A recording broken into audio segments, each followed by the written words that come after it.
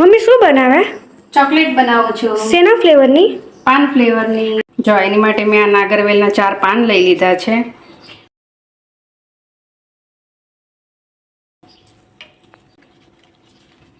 હવે ઝીણું કટ કરી દઈએ. હવે આમાં આપણે 4 ચમચી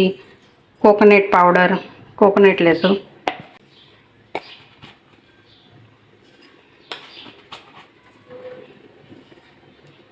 અને આ 1 ચમચી મેં વરિયાળી લીધી છે. આને આપણે પીસી લઈશું.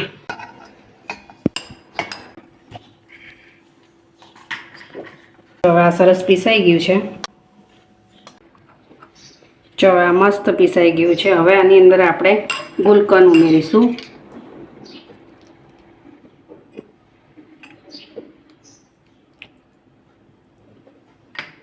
અને થોડુંક કન્ડેન્સ મિલ્ક ઉમેરીશું.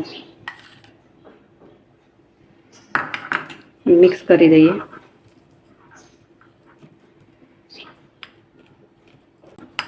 જો હવે આ સરસ મિક્સ થઈ ગયું છે. ને આમાં આપણે ગુલકંદ ને કન્ડેન્સ મિલ્ક નાખ્યું છે ને, એટલે બીજું કંઈ ખાંડ કે કશું ગળી વસ્તુ નાખવાની જરૂર નથી.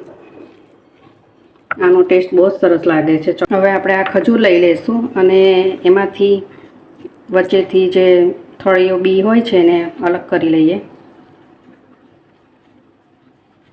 તો હવે આપણે આ ખજૂરના થળિયા અલગ કરી નાખ્યા છે. હવે એની અંદર આપણે આ કોકોનટને પાનું બનાવ્યું છે મિશ્રણ એ આમાં ભરી લઈએ.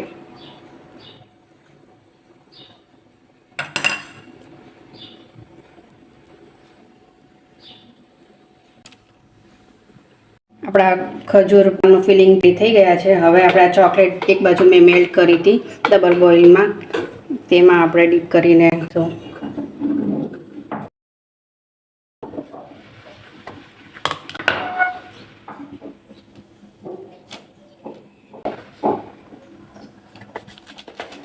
આપણે તૂટી ફૂટીથી ગાર્નિશ કરી લઈશું.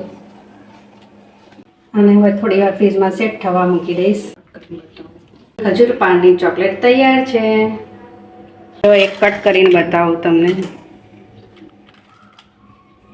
આ સાઈડનું જે હોય એને થોડું આપણે કટ કરી લેશું.